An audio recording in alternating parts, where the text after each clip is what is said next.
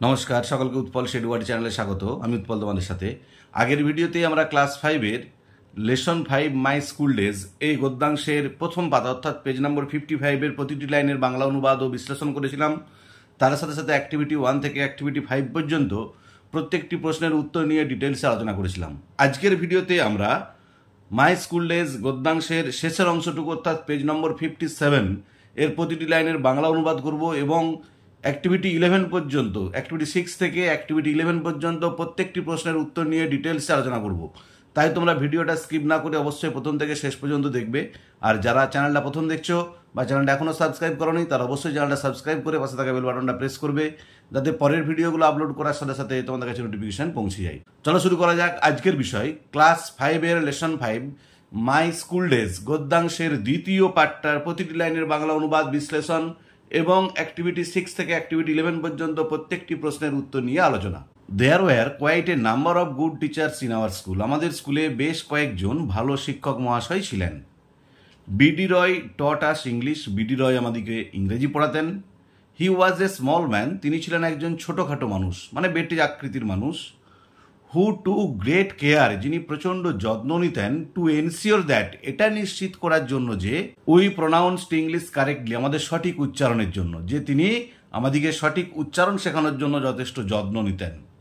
One day, একদিন, হি told আস, তিনি আমাদের বলেছিলেন, the story of the ox and the frog. The ox and the frog এর গল্পটি ফ্রম এসপস ফেবেল। এসব ফেবেল থেকে, যেসবের যে নীতিকথার গল্প আছে সেখান থেকে the ox and the frog গল্পটি আমাদের শুনিয়েছিলেন।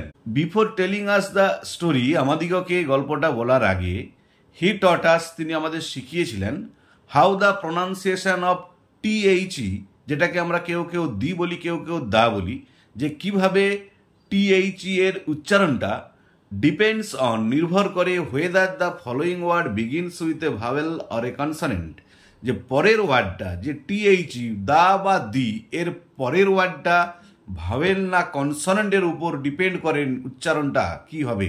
যে TH এর উচ্চারণ কখন দা হবে আর কখন দি হবে, সেটা নির্ভর করবে পরের ওয়ার্ডটা ভাওয়েল দিয়ে শুরু নাকি পরের ওয়ার্ডটা কনসনেন্ট দিয়ে শুরু। আমরা জানি যদি THE এর পরের ওয়ার্ডটা ভাওয়েল দিয়ে শুরু হয় তখন উচ্চারণ হবে দি, আর যদি THE এর পরের ওয়ার্ডটা কনসনেন্ট দিয়ে শুরু হয় তখন হবে দা।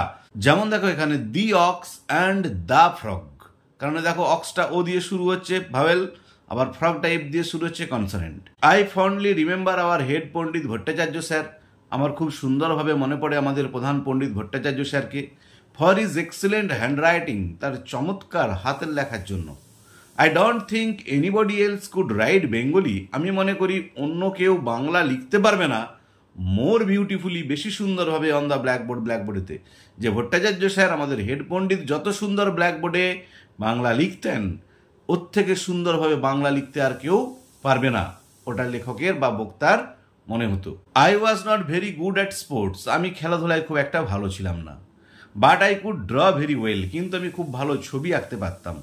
অ্যাজ আ রেজাল্ট, তার ফলে আই বিকেম দ্য ফেভারিট, আমি খুব প্রিয় হয়ে উঠেছিলাম, অফ আওয়ার ড্রয়িং টিচার আশুবাবু, আমাদের আঁকার শিক্ষক আশুবাবুর। হি ওয়াজ গিভেন দ্য চার্জ, তাকে দেয়া হয়েছিল দায়িত্ব, অফ ডেকোরেটিং দ্য হল, হলঘরটাকে সাজানোর, for the annual prize distribution ceremony, বাৎসরিক পুরস্কার বিতরণী অনুষ্ঠানে।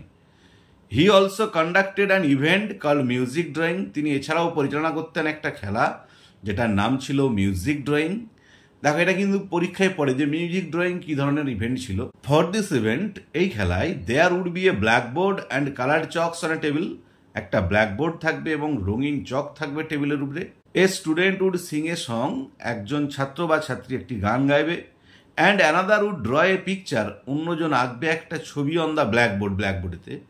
Trying to capture in lines, চেষ্টা করে, কি চেষ্টা করে, তুলে ধরতে ওই রেখার মধ্য দিয়ে, মানে ছবি আঁকার ক্ষেত্রে যে রেখাগুলো ব্যবহার করা হয়, যে লাইনগুলো, সেই লাইনের মধ্য দিয়ে, অ্যান্ড কালার, রঙের মধ্য দিয়ে, the essence of the song, গানের বিষয়বস্তুটা, মানে যে গানটা একজন ছাত্র গাইছে অন্যজন ছবির মধ্য দিয়ে সেই গানের বিষয়বস্তুটাকে তুলে ধরবে। বোঝা গেল মিউজিক ড্রয়িংটা কি? একটি ছাত্র বা একটি ছাত্রী গান গাইবে, সেই গানের যেটা মূল বিষয় সেটাকে অন্যজন বোর্ডেতে ছবি রেখে বা ছবির মধ্য দিয়ে তার গানের বিষয়বস্তুটাকে তুলে ধরবে। ইন দিস ওয়ে, এইভাবে through many such happy and memorable episode, সেরকম অনেক সুখকর এবং স্মরণীয় ঘটনার মধ্য দিয়ে আমি কাটিয়েছিলাম 6 years of my school life, আমার বিদ্যালয় জীবনের 6টা বছর। এটাও ইম্পর্টেন্ট প্রশ্ন যে কত বছর তিনি স্কুলে পড়েছিলেন। 10 years আফটার লিভিং স্কুল, বিদ্যালয় ত্যাগ করার 10 বছর পর, I went back there just once, আমি সেখানে একবার গিয়েছিলাম। Probably to attend a reunion of ex student, সম্ভবত পুরাতন ছাত্রছাত্রীদের একটা পুনর্মিলন উৎসবে, যেসব ছাত্রছাত্রীরা পাস করে বেরিয়ে গেছে তাদের পুনর্মিলন উৎসবে উপস্থিত থাকার জন্য সম্ভবত তিনি গিয়েছিলেন। As I enter the hall, যখন আমি হল ঘরে প্রবেশ করেছিলাম, আই নোটেড উইথ সারপ্রাইজ, আমি অবাক হয়ে লক্ষ্য করেছিলাম, that I could not recognise it, যে আমি এটাকে চিনতে পারছি না, হল ঘরটাকে চিনতে পারছি না। The hall which had seemed enormous earlier, যে হলটা আগে প্রকাণ্ড বলে মনে হতো, বিরাট বড় বলে মনে হতো, did not seem to be quite that big then, এখন আর ততটা বড় বলে মনে হচ্ছে না।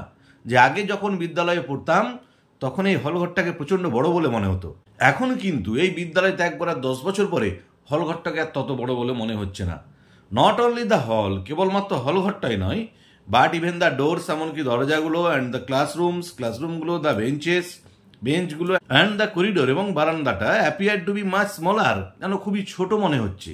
দিস ফিলিং ওয়াজ ন্যাচারাল দো, যদিও এই অনুভূতিটা ছিল স্বাভাবিক। আই ওয়াজ 5 feet 3 inches টল, আমি ছিলাম 5 ফুট 3 ইঞ্চি লম্বা। হোয়েন আই লেফট স্কুল, যখন আমি স্কুল ত্যাগ করি, যখন আমি স্কুল থেকে পাস করে বেরোই, তখন আমার উচ্চতা ছিল 5 foot 3 inch. And now I have grown to about 6.5 feet, এখন আমার উচ্চতা প্রায় 6.5 ফুট। যে তার মানে এই স্কুল ত্যাগ করার পর আমার উচ্চতাটাও অনেকটা বেড়ে গেছে, আমি অনেকটা বড় হয়েছি। আই হ্যাভ গ্রোন এ লট, আমি অনেকটাই বড় হয়ে উঠেছি। ইন অল দি ইয়ার্স, এই বছরগুলিতে। But my school has not, কিন্তু আমার স্কুলটা বড় হয়নি। I have never gone back to my school since then, তারপর থেকে আমি কখনো আমার স্কুলে আর যাইনি। It is indeed a pleasure, এটা ছিল বাস্তবিক ক্ষেত্রে একটা আনন্দ, টু লুক ব্যাক, ফিরে দেখাটা, and relive the past moments of joy, আর মনে করাটা বা পুনরুজ্জীবিত করাটা অতীতের আনন্দের মুহূর্তগুলোকে। দেখো এখানে প্রথমেতে কিন্তু লেখকের কি নাম সেটা দেওয়া ছিল না, এখানে দিয়ে আসে পরীক্ষায় পড়ে। এটা নেওয়া হয়েছে অ্যাডাপ্টেড ফ্রম সত্যজিৎ রায়ের যখন ছোট ছিলাম। এই গল্পটা নেওয়া হয়েছে, মাই স্কুল ডেজ গল্পটা নেওয়া হয়েছে সত্যজিৎ রায়ের লেখা যখন ছোট ছিলাম এই গল্প থেকে। তাহলে খুব ভালো করে মনে রাখবে যে পরীক্ষায় পড়ে যে মাই স্কুল ডেজের লেখক কে, না সত্যজিৎ রায়। তাহলে এখন আমরা ক্লাস 5 এর লেসন 5 মাই স্কুল ডেজ গদ্যাংশের দ্বিতীয় পার্টটার প্রতিটি লাইনের বাংলা অনুবাদ করলাম। এরপর আমরা অ্যাক্টিভিটির উত্তর নিয়ে আলোচনা করব। দেখো অ্যাক্টিভিটি নিয়ে আলোচনা করার আগে এখানে ওয়ার্ড্রোবে কয়েকটা ওয়ার্ডের মিনিং দিয়ে আছে, সেগুলো একটু দেখে নিই। প্রোনাউন্সড মানে হচ্ছে আটার, উচ্চারণ করা। এক্সেলেন্ট মানে এক্সট্রিমলি গুড, খুবই ভালো, চমৎকার যেটাকে বলা হয়। ফেভারিট মানে আমরা জানি প্রিয়। One who is love the most. Recognise মানে চিহ্নিত করা, টু লোকেট অ্যান্ড আইডেন্টিফাই। আর এনরমাস মানে প্রকাণ্ড, হিউজ। এরপর দেখো অ্যাক্টিভিটি 6। অ্যাক্টিভিটি 6 কি বলা আছে, let's complete the following sentences. চলো পূর্ণ করি নিচের বাক্যগুলোকে with information from the text, পাঠ্যাংশ থেকে তথ্য নিয়ে।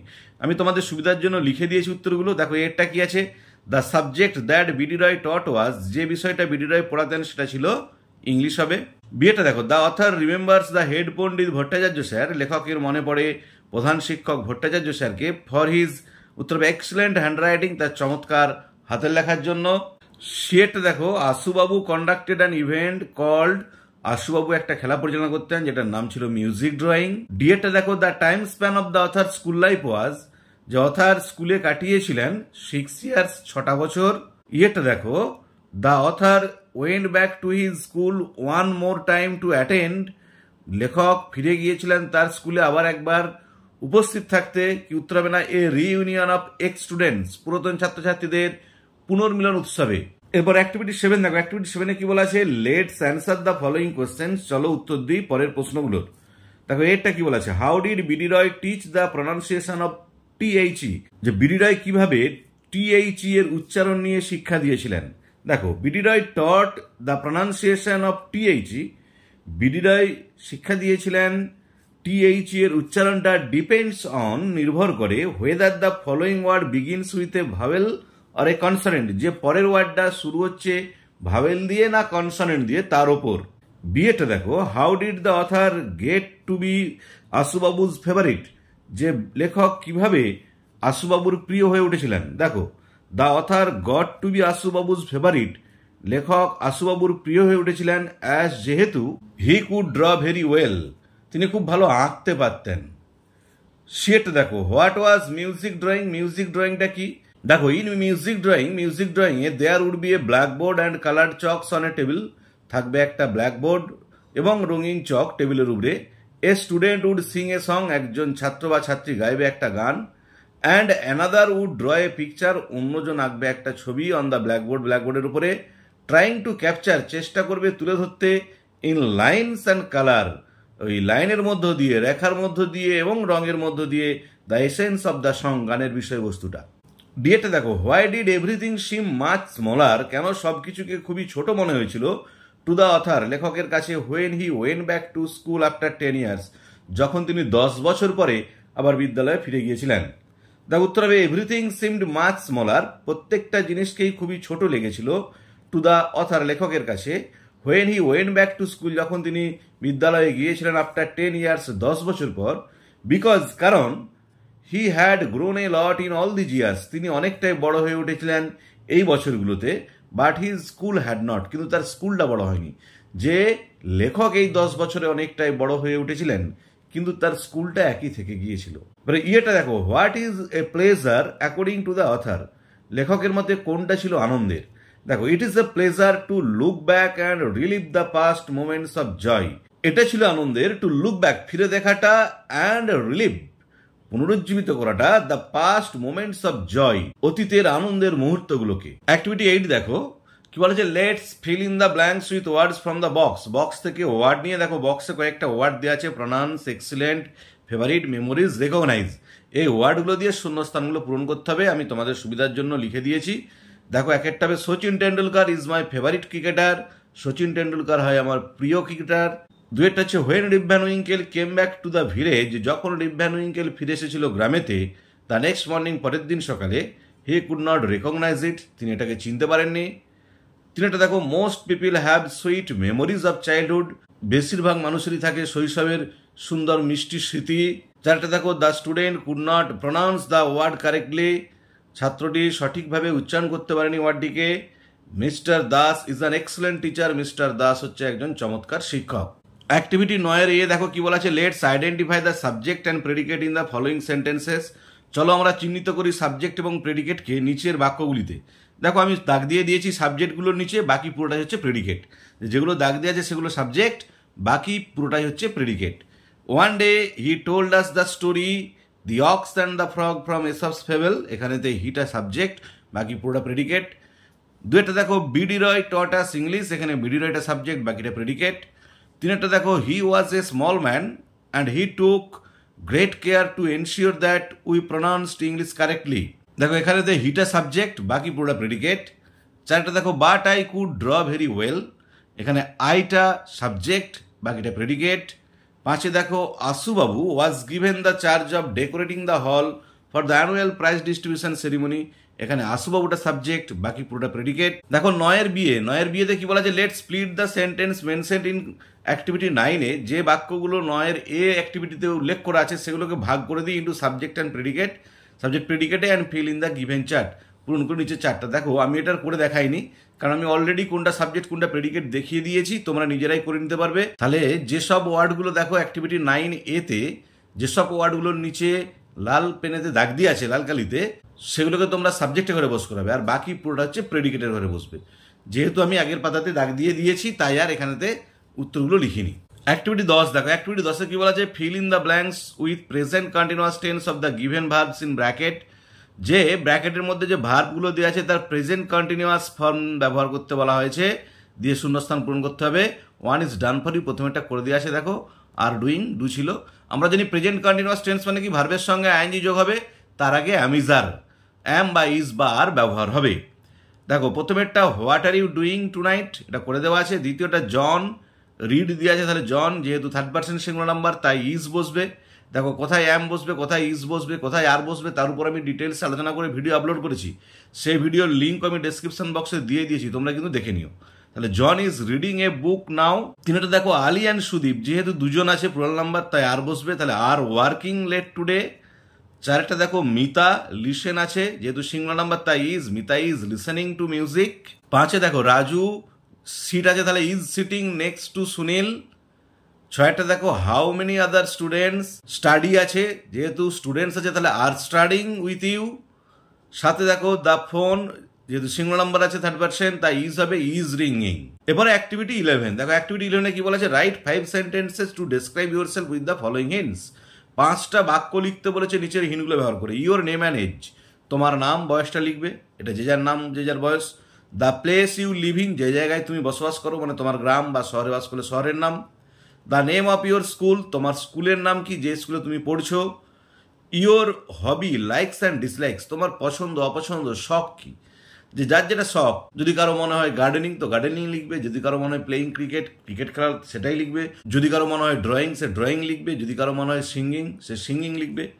What you want to be when you grow up, তুমি বড় হয়ে কি হতে চাও, যে যখন তুমি বড় হবে, যে I am to be a doctor, যে I am to be a teacher, I am to be an engineer, I am to be a businessman, যার যেটা হবার ইচ্ছা আছে সেটা তোমরা লিখবে। তাহলে আজকের ভিডিওতে আমরা ক্লাস 5 লেসন 5 সত্যজিৎ রায়ের লেখা মাই স্কুল ডেজ এই গদ্যাংশের দ্বিতীয় পাঠটি অর্থাৎ পেজ নম্বর 57 প্রতিটি লাইনের বাংলা অনুবাদ করলাম এবং অ্যাক্টিভিটি 6 থেকে অ্যাক্টিভিটি 11 পর্যন্ত প্রত্যেকটি প্রশ্নের উত্তর নিয়ে ডিটেলসে আলোচনা করলাম। ভিডিওটি ভালো লেগে থাকলে অবশ্যই লাইক শেয়ার ও কমেন্ট করে জানাবে, আর যারা চ্যানেলটা প্রথম দেখছো তারা অবশ্যই চ্যানেলটা সাবস্ক্রাইব করে পাশে থাকা বেল বাটনটা প্রেস করবে, যাতে পরের ভিডিওগুলো আপলোড করার সাথে সাথে তোমাদের কাছে নোটিফিকেশন পৌঁছে যায়। আর আমি অলরেডি ক্লাস 5 প্রথম 4টি লেসন এবং এই লেসনেরও প্রথম পার্টটির প্রতিটি লাইনের বাংলা অনুবাদ বিশ্লেষণ করে ভিডিও আপলোড করেছি, সেই ভিডিওর লিঙ্ক আমি ডেসক্রিপশন বক্সে দিয়ে দিয়েছি, তোমরা দেখে নিও। আর am is are, was were, has have had মানে সাবজেক্ট ভার্ব এগ্রিমেন্টের উপর আমি ভিডিও আপলোড করেছি, সেই ভিডিওর লিঙ্ক আমি ডেসক্রিপশন বক্সে দিয়ে দিয়েছি, তোমরা দেখে নিও। ভালো থেকো, ধন্যবাদ, দেখা হবে পরের ভিডিও।